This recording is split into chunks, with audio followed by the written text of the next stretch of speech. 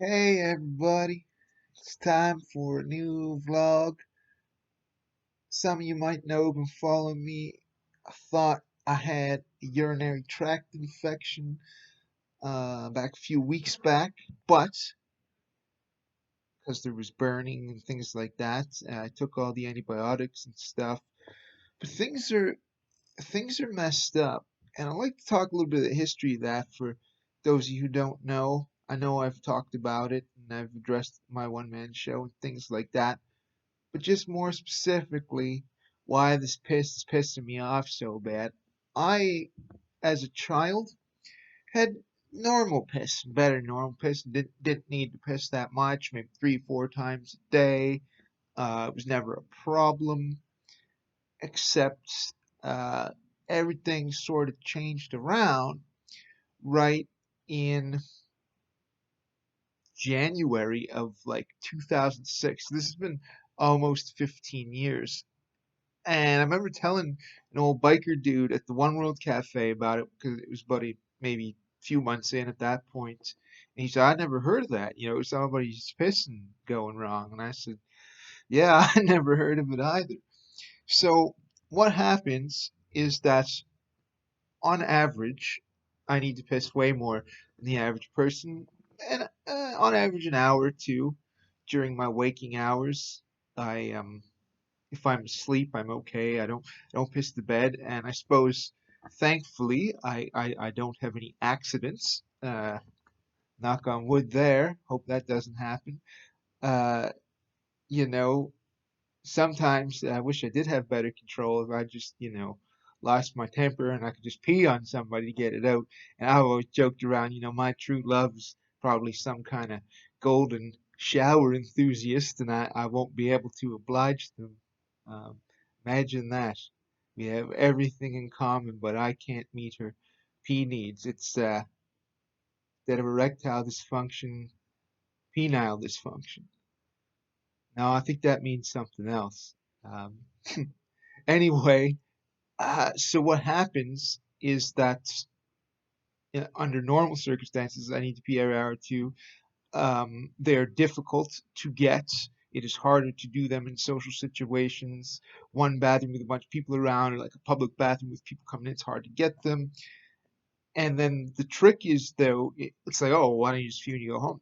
No, if I don't get them in time, then I'm extra sore and like my pecker's burning for anywhere from a few hours to a couple of days. And I have been through a litany of tests. It has never been a urinary tract infection. I This time I may have had one, but I don't have the test results. I will not take the antibiotics again. The antibiotics made me extremely ill. Well, not extremely, but substantially ill, let's say. I was dizzy and nauseous, not to the point of puking, but you know, uncomfortable.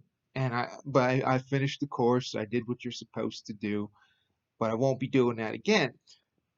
And now Monday, I think, come on some shifts and changes. I've been feeling weird sensations in my back. Feels like liquid in my back. Um, Not hot burning liquid, but like lukewarm liquid. Doesn't really hurt. It's just uncomfortable. And then all of a sudden now the frequency has gone way up. So instead of every hour to 2 hours, which is still way too frequent for a normal human being anyway, it has gone to like every 20 minutes. So I just can't really do nothing. They're still difficult to get some of the time. I have noticed sediment coming out. Looks like it might be stone, which I hope it is stones because that means it's not very serious. And it's not incredibly painful. It's not incredibly painful, but it's very uncomfortable. And so this is where I'm at. And I got some tests scheduled. And for those of you that might think, oh, maybe this is a STD or something like that, nope, it ain't. Because this happened before. I was a late sexual bloomer in terms of at least engaging in sex with other people. So this happened before I ever had any sex. So this is where it's at. It's messed up. You want to know, um, like, well, why don't I? I've seen a urologist and all this stuff, man. I did all that and tested everything what they could test so far. My kidneys have come out good, but I haven't had them tested in a few years, so I don't really know. I had them shining the thing up the urethra to see if there's anything in there. There's not. So I have been led to believe that this is just simply a complication of cerebral palsy, which is quite probable because it is a common thing with CP. There's so many things people don't realize CP. Like I'm certain my sleeping issues are part of CP too. And knock on wood, I'm on some medications for that, so that's been taken care of. So then you think, well, why don't I try some medications for pissing? Well, guess what? I have. I have tried something called oxybutynin, and that means that that's one that's supposed to calm it down. You're not pissed as much. I didn't notice no goddamn difference, and it dried me out too. Besides that, then there's another one for when you can't pee, because I have had that issue before. You can't pee, and that's Flomax. I'm sure I was on the no name version of that. And I went in there, and I'm talking to a doctor, and the doctor said, because I went to the emergency room one time, I had wasn't able to pee for like 8 hours, and they had me on a catheter, and the catheter didn't fucking work, right? So the oxybutynin and the so you got one that stops you from peeing too much, one to make you pee. Some people are on the both of them. And I'm like, man, what a hoople medical system we got. Wouldn't those two cancel each other out? You're peeing too much and you can't pee and you're taking one to do both. And it's like, I'd be scared to do that. You end up, pissing out purple silly string or something like that. You know, Guess I could stop taking psychedelics then, perhaps, on these P medication. But they never did nothing for me. And so what's my other catheter, which doesn't I when I was in the mental zone, I did have a catheter, and that was it worked for like 1 P, right? It did work like one time. But there was about 3 or 4 times it didn't work. So I ain't about to fuck around with a catheter if it ain't gonna work, you know. And then there's only one other option, and this is a relatively new, as in like last 10 years kind of development, and that is Botox. And what Botox would do, from my understanding of it, is that it would cut down on the frequency. I think primarily Botox in the bladder is used for people who are pissing themselves. So that takes that care of that business.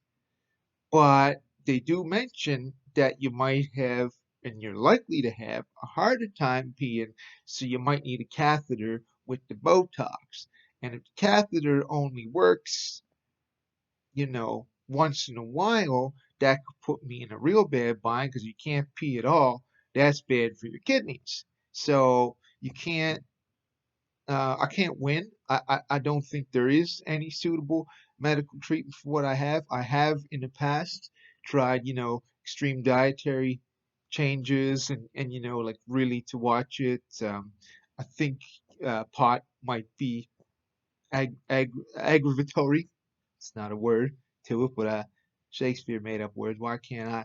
So all this to say, it's extremely disruptive, right? I can't live. I mean, I had this, a few months before I even started comedy, and the whole time, it's just, and nobody's ever given me shit about it. A poetry show woman did one time because I had come down like just to do my thing, and it was a special event, and I didn't stick around for the feature act, and the last time I had come down, I went overtime or something, and I know on the face of that, look, oh, this guy is only selfish and doesn't care what anybody else, he's only. But no, the thing is sometimes I can really only be out for a few minutes at a time, and I'm trying to avoid being in that real bad sore zone afterward if I can help it, just to keep it at its normal level of dysfunction. So I know what it looks like.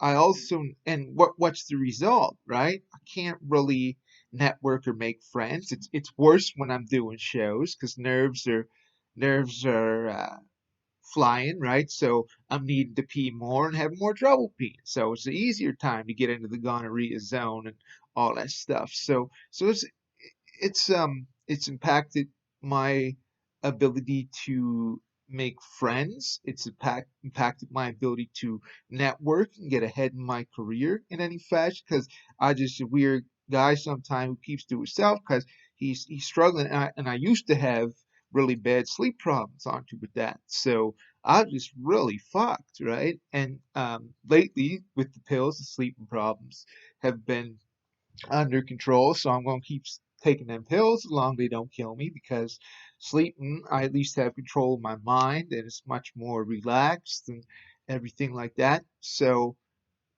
that's that's what's going on. It's in a bad flare up now. My guts just exploded about an hour ago as well.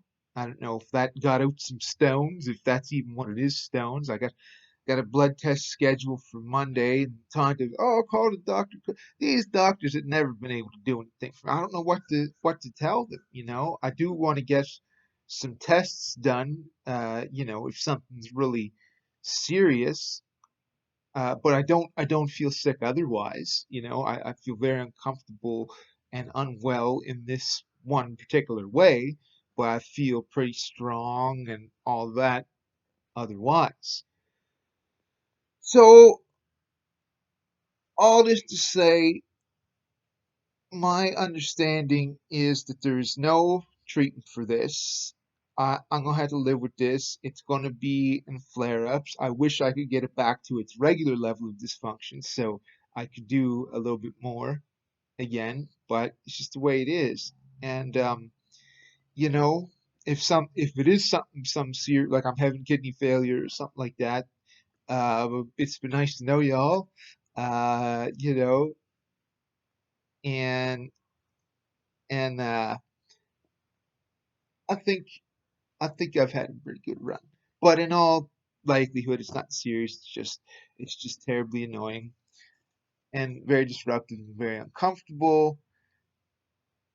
And so once again, if you see me, running away, not staying for the length of the show, being reclusive and stuff like that, it really it really is out of my control, and I'm not trying to be impolite to anybody.